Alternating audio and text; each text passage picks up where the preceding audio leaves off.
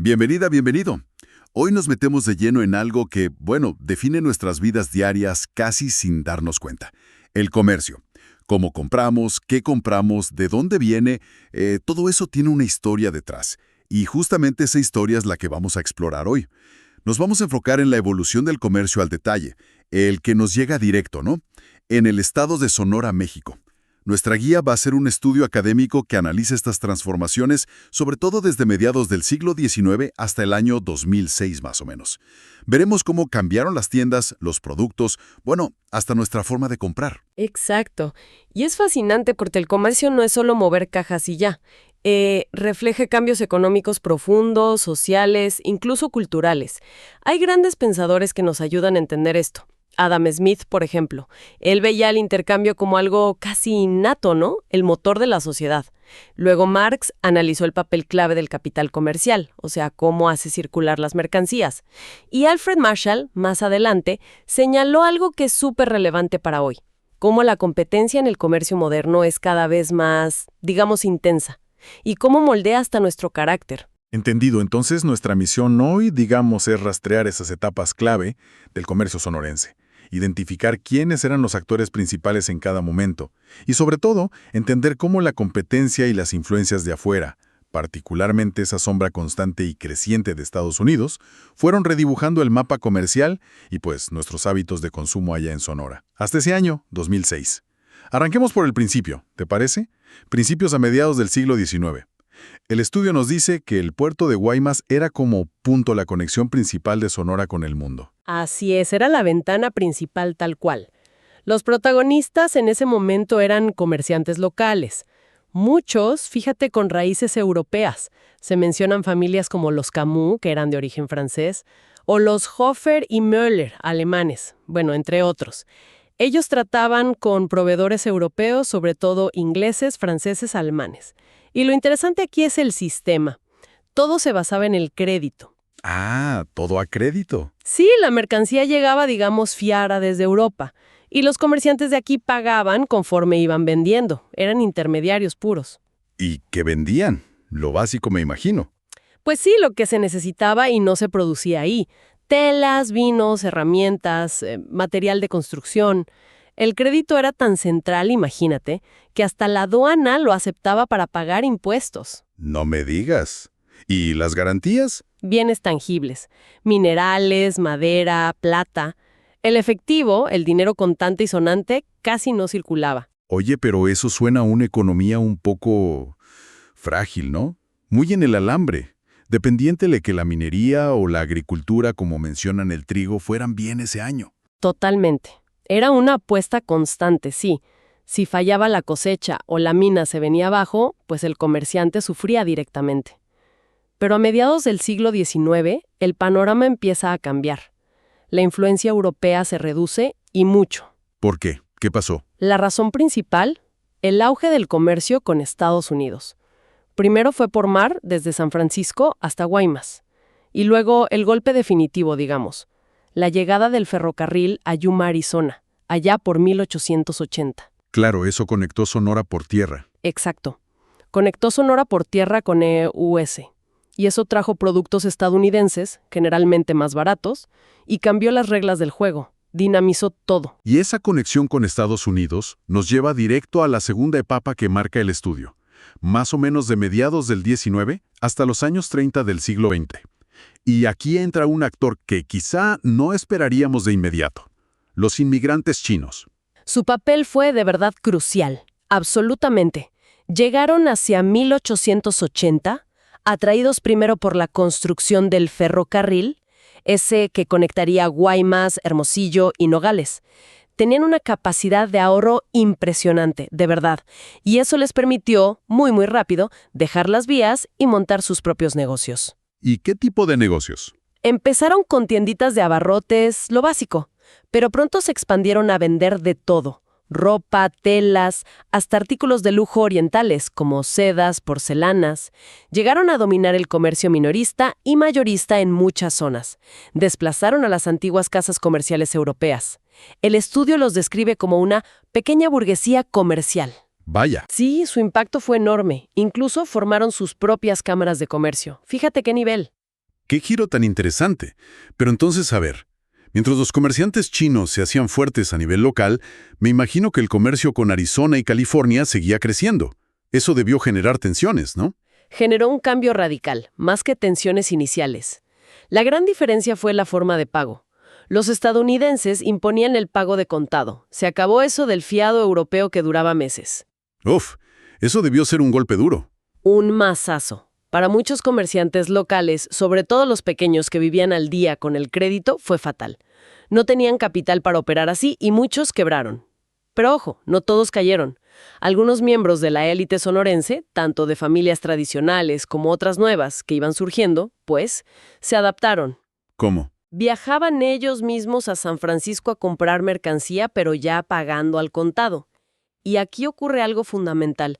El consumidor sonorense empieza a preferir, pero claramente, los productos estadounidenses. Ah, claro, la percepción.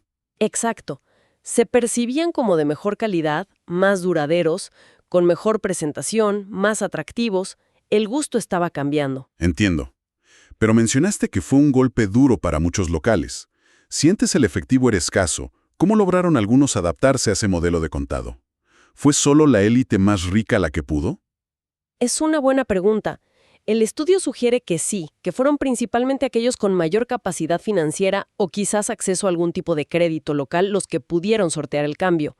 Para el pequeño comerciante que vivía del crédito que le daban sus proveedores, la transición fue brutal realmente. Y me imagino que ese dominio chino y la creciente presencia estadounidense no estuvieron libres de conflictos.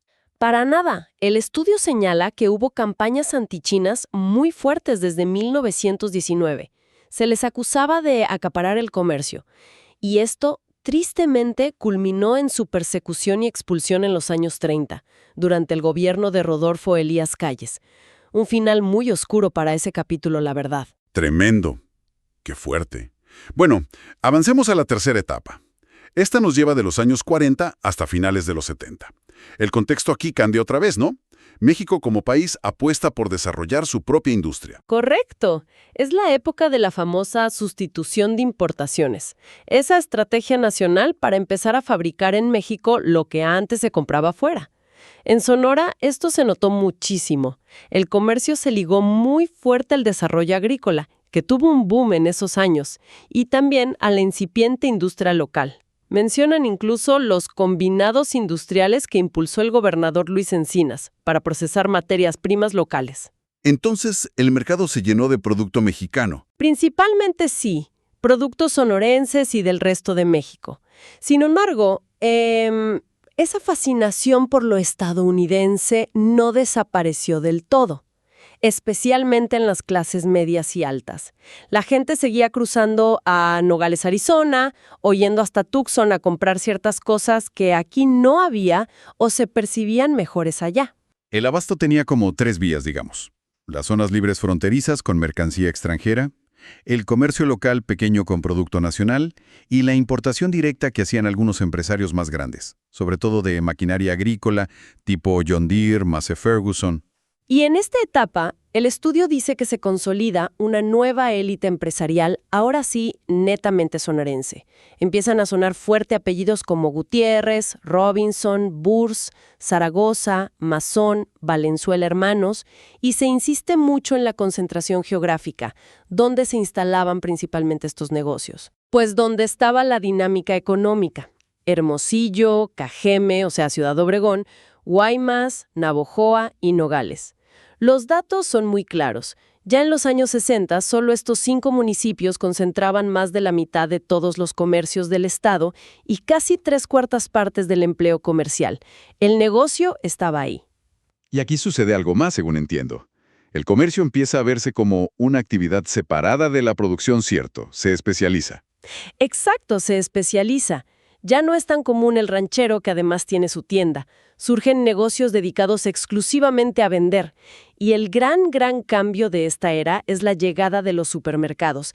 Esto sí que fue una revolución. ¿Por qué una revolución? Porque introdujeron cosas que hoy nos parecen normales, pero que entonces no lo eran. El autoservicio, tú mismo agarrabas las cosas del estante. Los precios fijos y marcados en el producto. Se acabó eso de regatear el precio. muchísima más variedad y cantidad de productos en un solo lugar. Y claro, las cajas registradoras, para pagar rápido. Modernizaron por completo la experiencia de ir de compras. Es verdad, visto así. Y la concentración geográfica siguió. Para 1975, Hermosillo, Cajeme, Guaymas, Navojoa y ahora, fíjate, San Luis Río Colorado, que empezó a crecer mucho por la agricultura y luego Maquilas, acaparaban 2/3 del empleo comercial. Nogales, curiosamente, perdió un poco de peso relativo en esta fase, comparado con los otros. Es fascinante cómo algo tan cotidiano hoy, como el supermercado, representó un cambio tan grande en su momento. Y eso nos deja ya en la puerta de la cuarta y última etapa que cubre el estudio, de los años 80 hasta 2006. Aquí se habla de una frontera virtual, que se mueve al interior. ¿Qué significa eso exactamente? Significa que ya no tenías que ir físicamente hasta la frontera para comprar productos extranjeros a gran escala. La frontera, en términos comerciales, se instaló dentro de las principales ciudades sonorenses. ¿Cómo? Con la llegada masiva de inversión extranjera directa, sobre todo de Estados Unidos, aunque también algo de Francia mencionan. Cadenas gigantescas como Price Club, que luego sería Costco, Sam's Club, Walmart, Home Depot, Office Depot, empezaron a abrir tiendas enormes, principalmente en Hermosillo al inicio. ¿Y qué ofrecían principalmente? Su modelo era claro: vender productos importados mucho de Estados Unidos, pero también bastante de Asia, Taiwán, Vietnam, Hong Kong, Corea, a precios muy, muy bajos. El estudio sí apunta que a veces la calidad podía ser un tema secundario frente al precio. Lo importante era el volumen y el precio bajo. Entonces la competencia cambió de nivel por completo. Ya no era solo el precio del producto en sí mismo, sino todo lo demás. Exacto, entraron a jugar otros factores con mucha fuerza. La presentación imponente de las tiendas, esa percepción de modernidad y calidad asociada a marcas globales, una organización empresarial muy eficiente por detrás, marketing súper agresivo, redes mundiales de proveedores, logística avanzadísima, el código de barras y los escáneres se volvieron la norma, y una infraestructura tremenda, con estacionamientos gigantescos, tiendas ancla. Todo esto, pues, dinamitó la estructura comercial que existía antes. Me imagino el impacto para los negocios locales que habían crecido en la etapa anterior. Debió ser brutal. Devastador. El estudio lo dice así, claramente. Afectó a todos, desde la tiendita de la esquina hasta empresas sonorenses grandes y que parecían bien establecidas. Da ejemplos muy concretos.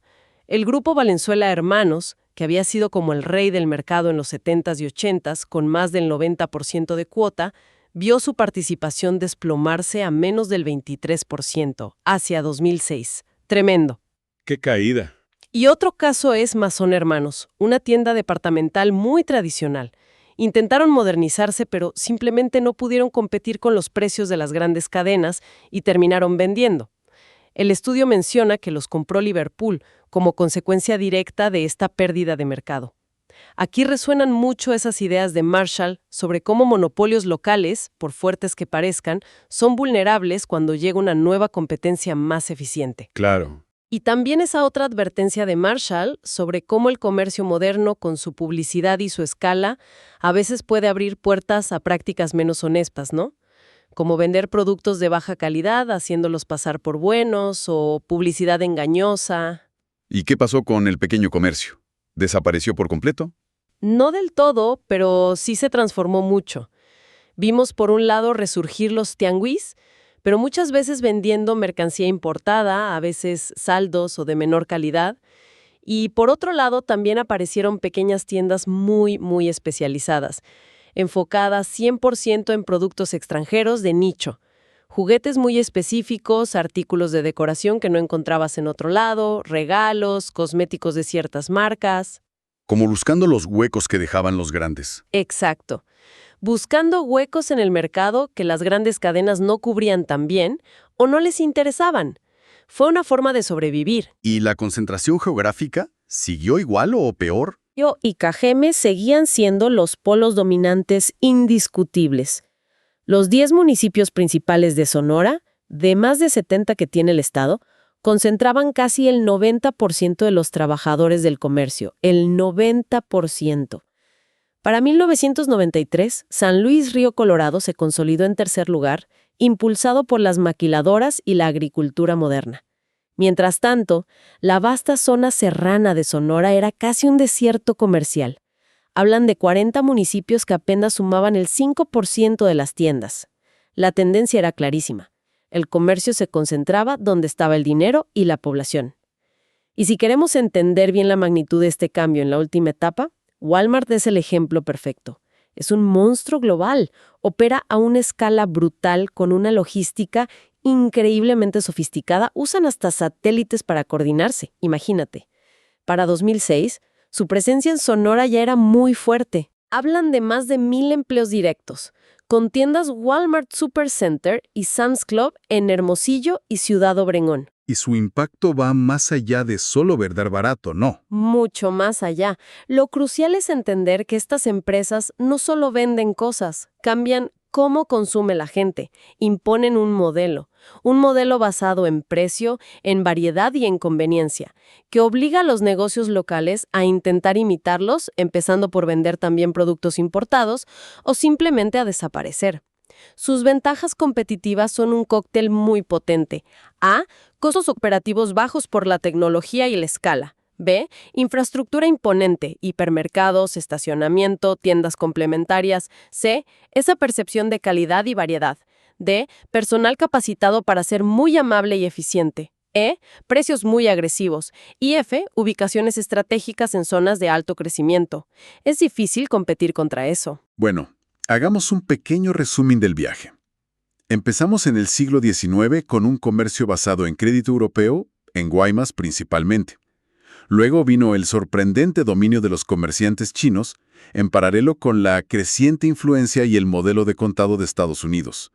Pasamos a una etapa de integración nacional, con empresas sonorenses fuertes consolidándose y la revolución de los supermercados. Y terminamos hasta 2006, que cubre el estudio, en esta era de globalización, con las grandes cadenas transnacionales redibujando el mapa, y una competencia, pues, feroz. La constante en todo esto parece ser esa, una redefinición continua del comercio, siempre impulsada por fuerzas externas y por cambios en cómo se compite. Exactamente. Y si volvemos a las ideas iniciales, vemos claramente al comercio como un espejo y también como un motor del cambio social y económico. La competencia intensificada que describió Marshall se hace súper palpable en Sonora, pero esta última etapa es cualitativamente distinta. El protagonismo de las corporaciones transnacionales, con su escala global y su poder de mercado, introduce una dinámica realmente nueva que altera profundamente los hábitos de consumo locales. El estudio menciona ejemplos concretos de tiendas nacionales tradicionales, como Mexuiza, Novedades Duarte o incluso Zaragoza, que simplemente no aguantaron la presión y tuvieron que cerrar. Otras, como vimos con Valenzuela o Mazón, tuvieron que vender o transformarse radicalmente para sobrevivir, si es que lo lograron. Ha sido, la verdad, un recorrido fascinante por la historia comercial de Sonora hasta ese punto, 2006. Y para cerrar, creo que nos queda una reflexión pendiente, algo que el estudio ya no cubre por su fecha de corte. Este análisis se detiene justo antes del boom masivo de Internet y el comercio electrónico tal como lo conocemos hoy. Si la llegada de las grandes tiendas físicas como Walmart o Costco fue tan disruptiva, ¿cómo habrá reconfigurado aún más este panorama en Sonora la capacidad de comprar casi cualquier cosa de cualquier parte del mundo con solo unos clics desde un teléfono o una computadora en todos estos años que han pasado desde 2006? Esa es una pregunta que, bueno, queda abierta para pensar.